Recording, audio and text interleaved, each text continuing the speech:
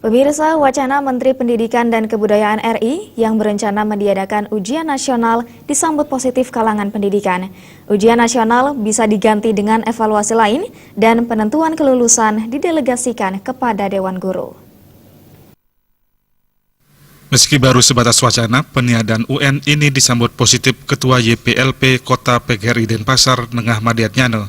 Menurutnya, UN semestinya hanya sebagai pemetaan kemampuan siswa saja, namun keputusan kelulusan tetap harus ada di Dewan Guru, karena mereka yang mengetahui kemampuan murni setiap siswa.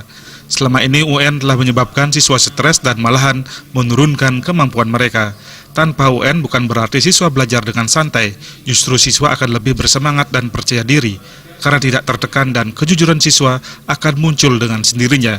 Jika nanti UN benar-benar ditiadakan, pihaknya juga tetap meminta ada semacam evaluasi pengganti UN, karena bagaimanapun juga evaluasi tetap diperlukan dalam proses pendidikan.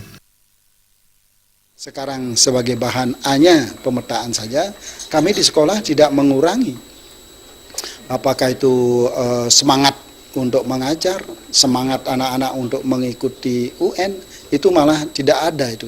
Justru sekarang dengan adanya gini, saya lihat anak-anak itu lebih rileks dia, tapi kemudian lebih bukan maksud saya rileks, tidak ada tekanan gitu ya, tidak ada tekanan.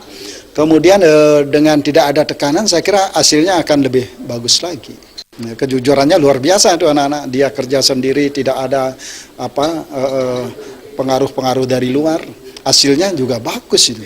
Nah, ini menandakan bahwa kalau itu diberikan penentuannya itu kepada sekolah, maka guru-guru itu akan menjadi lebih percaya diri, anak-anak menjadi percaya diri, dan hasilnya akan memuaskan. Meski hal ini baru wacana, Nengah Madiat Nyane menyatakan tetap mempersiapkan diri untuk menghadapi UN yang akan digelar pemerintah pusat, karena belum ada keputusan resmi dari Kemendikbud terkait wacana peniadaan UN.